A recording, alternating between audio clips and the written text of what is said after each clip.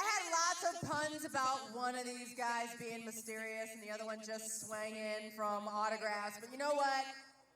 I'd like to bring to the stage Jake Gyllenhaal and Tom Holland!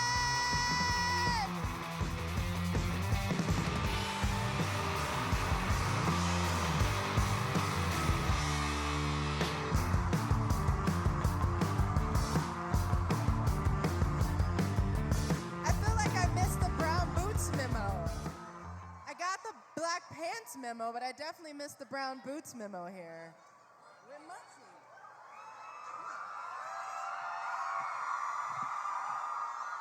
It's like you planned it or something. Oh, we did. Well done. Well Yes. done.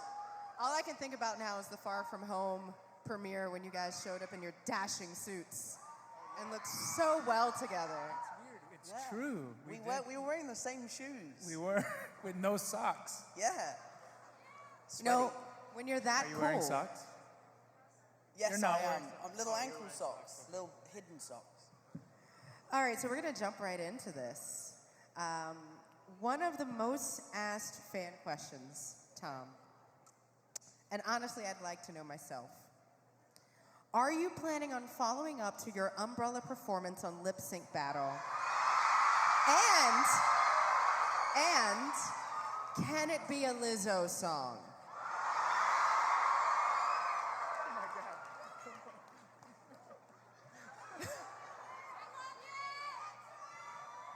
Is it possible to follow up that performance? I don't know. It's probably one of the best things I've ever seen. True. You would have to do better than the best thing that's ever been done. Ever. Ever. In all things. All things. So- I don't know. I feel like Zendaya and I got the first one pretty good, You nailed it. you know? But maybe. We You stuck never know. the ending. Who knows? I don't know. Probably not, if I'm honest. It was the most stressful week of my life. Yeah. That was the most stressful week of your life. Without question. Well, maybe the whole Disney-Sony thing, when that happened, that was a bit of a stressful week. Well, since Did you brought that did you up, wear a corset that week too? Yeah, the whole week. I Yeah. danced in the rain. is that's how it all happened? You just danced in the rain and boom. And then it sort of fixed itself. Yeah. A lot of fans have been congratulating you because they feel like it was you who did it.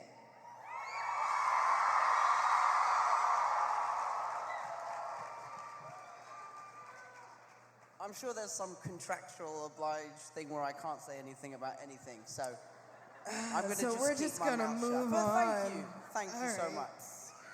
Well, you know, if he doesn't, or maybe if he does do another lip sync battle, another fan question was for you, Jake. Would you join him? Then I would do it. If we did it together, that would be so funny. Yeah, but like, why just lip sync? Why not sing and dance at the same time? We could do a musical together. We could do could a do Broadway show. We could do that together. What yeah. would we do?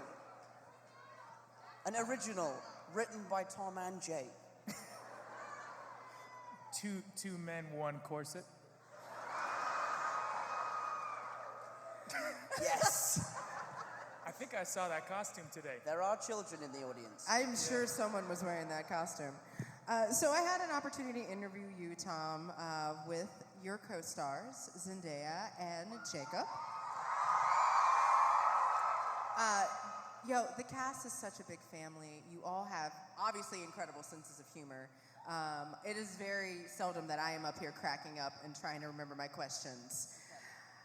You know, it makes me wonder, and we had a fan question and a question for me. One, did it make it difficult to stay in character? And two, who broke the most on set? And I feel like it was Tom. I think I probably broke the most on set, but made people laugh the least. No. I'm not the funny one on set. Who's the funny one? I'm the funny one because I do stupid stuff. Yeah. Not because I make good jokes. But I think what would happen is that Tom was working so hard that he was tired. And then when he was tired, he got to that level where some days he'd come in and he'd get in the giggle phase. And so he'd be running from doing one stunt and coming in to do a scene. And and every time you wouldn't be able, like there are many times you would laugh at me. An interesting story. You know, in the scene where Mysterio and Spider-Man meet for the first time, and we shake hands, my giggling actually saved that scene. Because it used to be that we would shake hands and then my spidey sense would go off and I'd be like, whoa, what was that? And it was my Peter tingle. And then it was meant to be kind of like a glimpse into the future that Jake was a bad guy. It still feels weird saying that on stage. I feel like I gave something away. Spoiler alert for those who haven't seen the movie 12 times. So my giggling actually ruined the scene on the day, but saved it in the edit room. So every cloud has a silver lining. So Jake, you have had an incredibly successful career as a performer, right? Yes? Including multiple performances in genre. I know the first time I really fell in love with your performance was The Day After Tomorrow. Where you just saved everyone and ran away from wolves. It was great. You're one of the newer members of the MCU and the Spidey crew. So what was it like joining? Like, what was it like coming on board? Did Tom, like, take you out for, like, crew drinks? Well... We won't talk about that. Yeah. But, I mean, I got thrown into the world in a lot of ways, and an interesting thing is our friendship in the movie, it was reflected our real friendship in real life. I met him and he was as kind as he is in the movie to my character, and we did a lot of the earlier scenes first, so we started to kind of become friends in that same way. I was totally overwhelmed. I mean, it's huge. I mean, walking on set, the first scene I did was when I literally land on Earth as Mysterio. When I see Nick Fury. That is the first moment, the first scene I shot. So I just jumped off of a platform and landed into the MCU. And that was a little bit intense. But Tom was just so supportive through all of it. I was like, what's going on? What's going on? Is this normal? He's like, it's normal. It's fine. Don't worry about it. I'm like, you sure? He's like, yes, don't worry about it. It's totally fine. And he really did for about a month and a half, really talked me through the whole thing. What was so funny about that is you kept coming to me being like, dude, is this, what's going on? What's this? And I was going like, yeah, it's all this, it's this. And then I would go to Harrison and be like, dude, Jake Gyllenhaal keeps asking me what to do.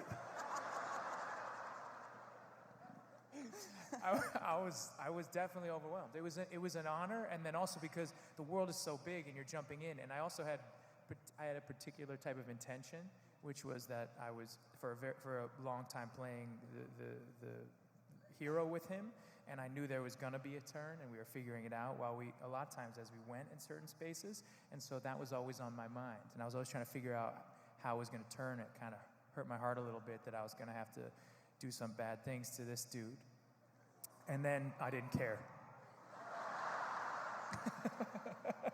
Well, you did a good job. Thank you so much.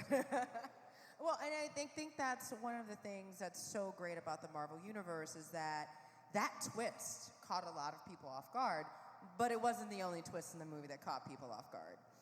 How hard was it keeping the secret of all of the incredible plot twists at the end of Spider-Man Far From Home? Did you both know about Nick Fury, or were you actually surprised?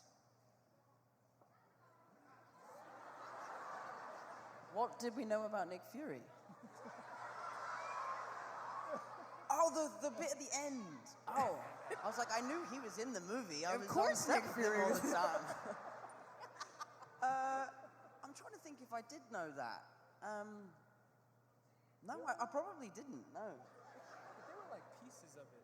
There were pieces of it that we kind of knew. I didn't really know until about a month before the movie was released. Yeah, because there was those reshoots, wasn't there? Yeah. And I wasn't invited You weren't to there, those yeah. reshoots because I got it right the first time. Humble brag. I see you. It's not true. I see you. It's not true. I don't think I did know about that. You're talking about the scene with the scrolls? Yeah. No, I don't think I did. But I do love that scene. It's a great scene. Yeah, it's very touching. That's what he says. I like that. That's what he says. Anyway, sorry. So it's very evident both of you have amazing chemistry on and off screen by this panel alone. If you could play in any kind of movie together, what genre would you choose and which roles would you like to play? Hey, A romantic comedy. I think I heard Romeo and Juliet. Romeo and Yeah, we could do like a romantic comedy. Juliet. Yeah. I don't know. Wait, we're taking requests. We'll do like a slam poetry session right now. Yeah, right now. We'll do lip sync battle. I mean, Lip Sync Battle, the movie. I mean, I would love to take, you know, some of the stuff that we were exploring when we were working together and take it even farther and maybe in a space that maybe I know you are interested in doing some more very dramatic stuff, and I'd love to do that. But I also really think he's such an incredible dancer, such an incredible performer, and so I would love to be on stage with this guy, or maybe a musical or something like that. That would be pretty cool. Speaking of musicals, you just finished a Broadway run, Seawall, Alive. And we'll be returning to musical theater next year in London in the West End and Sunday in the Park with George. Lots of people are very excited. Will fans be seeing more stage performances from you? Because I feel like this is something you really want to integrate just into your normal routine. Yeah, I mean, definitely. I've been returning back to Broadway a number of times over the past decade or so, more and more. It's something that I love a lot, and it's something that I intend to do. Being on stage is one of my favorite places to be. In fact, that's what I loved about being in the Marvel Universe, was that there's something very dramatic about it, and that really is similar in a lot of ways, and I got to stretch that muscle, and I love that so much. So the answer to that question is absolutely, and I can't wait to be in London this summer on the West End and Sunday in the Park with George. It's going to be fun. We did it on Broadway, and now we're bringing it to London. That's amazing. And while Jake has hinted at, Tom, is there any hope that you'll be swinging back into theater anytime soon? I would love to. I would absolutely love to. I mean, I started my career on stage in a very big way, and I loved it, and it will forever be one of the greatest experiences of my life.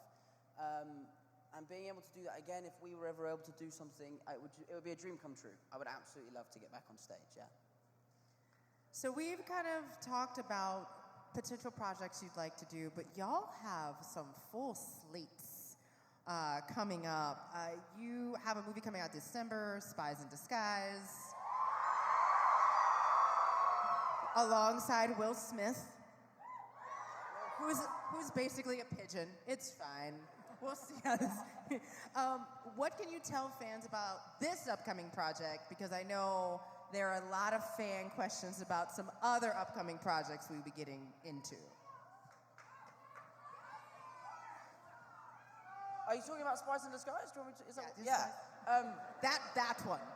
Spies in Disguise is really cool. It's an action-adventure film. It's funny, it's emotional, and at the heart of this film are these two characters who are polar opposites. And through the course of the film, they realize that they're exactly what each other need to A, get the job done, and also B, be happier in life. And it was so interesting working on this film with Will Smith, who I've only ever met once. Like, you'd do lines and stuff, and then you'd finish your session, and then you'd go away for 6 weeks, and then Will would do one while you're away. And so we made a film together, but we've never really been in the same room. So it's a really interesting process. But as a film goes, it's seriously funny, and it's the perfect Christmas movie. I can't wait to go with my family and sit down Christmas Day and watch it. That is awesome. Yeah. So you're also working with the Russo brothers on Cherry. Yes, I am, yeah. The Devil All the Time is coming to Netflix in 2020, which Jake is producing, as well as Uncharted, which just secured a new director. Yes, we did, yeah. What are you most looking forward to fans seeing in this new chapter of your career? I mean, Devil All the Time for me is a very, very different film. We had a really interesting conversation when we were doing press in Brazil. Well, I was telling Jake, I was like, I'm doing this film. It's called this, and it's about this, and so and so and so and so. And he was like, yeah, I'm producing the movie. I was like, oh, that's right. I mean, that for me is a really exciting one. Cherry, we start shooting on Monday. It's an incredible role. The book is amazing. The script is even better, and I can't wait to dive into it and sort of give it everything I've got. And it's so different for me. I mean, I shave my head. A lot of people have a lot of feelings about this shaved head. I mean, I really like it. I don't know about you, but I really, really like it. It's so much easier to manage. I feel you. It is. It's just so a quick much better. towel dry and you're done. I have no mousse in here, nothing. But yeah, I'm really excited for Cherry. It's going to be a really tough job. I've been on this weight loss diet for the last month, and then since I've been here in Chicago, I've been really bad. Chicago pizza, you can't have a, you can't not have a Chicago It's Chicago. Pizza. Yeah, so I think Cherry and Devil All the Time are the two things I'm really, really pumped for people to see. Do you feel like there's been anything, or what do you feel has been the biggest challenge? Because these are all very diverse roles as well. And they are very different from Peter Parker. Oh, wow, that's a big question. I don't know. I mean, I think sometimes the hardest thing for me is first finding how you relate to your character, and sometimes you find things out about yourself that you don't necessarily like, and coming to terms with stuff like that can sometimes be quite difficult. But then also, this film, you know, I'm playing a drug addict. I've never done drugs in my life. So, yeah, don't do drugs, kids. So it's a stretch. It's different. It's something I've never done before, and it's going to be a tough job, and I hope that I can do justice. And Harry and I, my little brother, we've been going to the VA every day. Yeah, we've been going to the VA every day in Cleveland and meeting with veterans and making sure that we do the research and pay respects to them and tell their story through our medium of entertainment. So Jake, you've been quoted in saying, in a perfect world, I would love to do one play for every 3 movies, and in 2020, it seems you are pushing towards that goal. But you also do a lot of production. Are we going to see you in more production, and what do you feel like, as you're continuing your role as a performer, this evolution looks like for you going into the future? Well, one of the best things about doing this for a good long time and having the opportunity to do that is that, you know, you start to venture into other parts of it. And one of the best things is being able to support talent that you believe in deeply. And to me, I love watching other actors. Like, I mean, I cannot wait for you guys to see what he does in Devil All the Time. It is so different from what he does in Spider-Man and in the other movies that he's going to do. And to me, yeah, I mean, I love being a part of the whole. And I think as you get a bit older into everything, that's been a goal of mine, and we continue to do that. Not only in the movies, in the company that I have, but also on the stage. We have an amazing play that just opened on Broadway called Slave Play, which is amazing, and a number of other shows that are coming actually in the new year. And so it's just so exciting. I feel so proud to sit in the audience sometimes and watch that incredible talent. And that is something that I really do get off on. And I cannot wait for you guys to see Devil All the Time. He's pretty badass in it. So for you, what are some of the major considerations when you decide to produce a project? To me, there are a lot of different things. I mean, for me, like the way I've chosen projects that I've acted in, certain things hit you, and some of them are a little bit more obscure. The best part of today in meeting so many different people is hearing all the movies and different movies that have influenced them and that they love and are inspired by outside of Far From Home. And, you know, I've worked for a number of years, so there you go, Donnie Darko. And to me, that's what I try and do, is find the things that really speak to me. And a lot of things come to me and then help. Now it's just a process of, this speaks to me, but how can I help other people tell their stories? It's not very different. It's just falling in love with a filmmaker and then maybe helping them make that particular film, or falling in love with the film they've made and say, hey, I'd love to be a part of it and help you make it next time if I can, if you need anything. And that's basically, it's a lot more complicated than that, but that's as simple as I can put it. I love it. I love it. So a number of fans have asked me to create space for you to speak about a nonprofit you and your brothers created, Tom. The Brothers Trust, for those who don't know. Can you talk a little bit about this organization, its creation and mission? Yeah, of course. Thank you for bringing it up. The Brothers Trust is a foundation that my family and I set up. It is a fundraising vehicle which we promote in various different ways. And we have different events throughout the year, whether it be come and hang out with me on the red carpet of Spider-Man Far From Home, or let's do a private screening and we can do a private Q&A and everyone can ask me questions and stuff. And we raise money and we support a whole load of different charities that we've done a lot of research into to make sure we know where the money's going and we know that the money is making a difference here and now. And we're just really proud that we're able to help people help themselves, and you guys have been so instrumental in allowing us to do that, so thank you so much. It's been a real amazing journey so far. And one of the cool things we did, we just set up this thing called the Brothers Trust Dogs Club, which is really cool. And basically, we have ladies in Kenya making these dog collars, and then they send them to us, and we're selling them all around the world, and the money goes right back to them, and you get to be a part of this really cool dogs club. And there was a dog here today who had the collar on. Awesome. Yeah. So it's been an amazing journey so far, and one that is going to continue going on for a very long time. And it's a family, so please be a part of our family, and let's help make a difference. Thank you so much. It's really great. I would say that's pretty heroic. And so we had one final fan question that I want to add, which was, what is your definition of a superhero? Jake Gyllenhaal. He flies. He really does. Wow. My definition of I think someone who does something selflessly for someone else. You know, whether it's a school teacher who stays behind after class to help a kid struggling, or a nurse who puts in an extra shift, or a soldier, or someone who really, really looks out for other people without asking for anything in return. I think that's, for me, what defines a hero.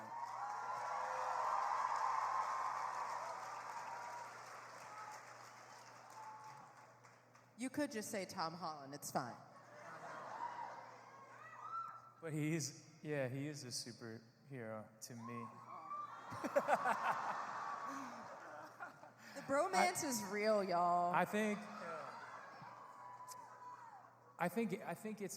to me it's about, there's sort of like the idea of the group and what a group thinks, and if you believe something different, that you believe something good, and you use in your heart, that, like Tom said, I think something that is selfless, but potentially actually is going against a larger idea, but it is for good, to fight and to work hard to get to that goal. And even the little moments, today was such a wonderful day because there are these little moments of kindness everywhere. And I feel like that's where superheroes lie, in all those little moments of kindness, and where people feel good connected with each other. I felt that pretty powerfully today, and I feel like that's just a piece of what a superhero is. But what do I know? I play a villain, so don't ask me. Well, do either one of you want to have a closing word before we finish the panel?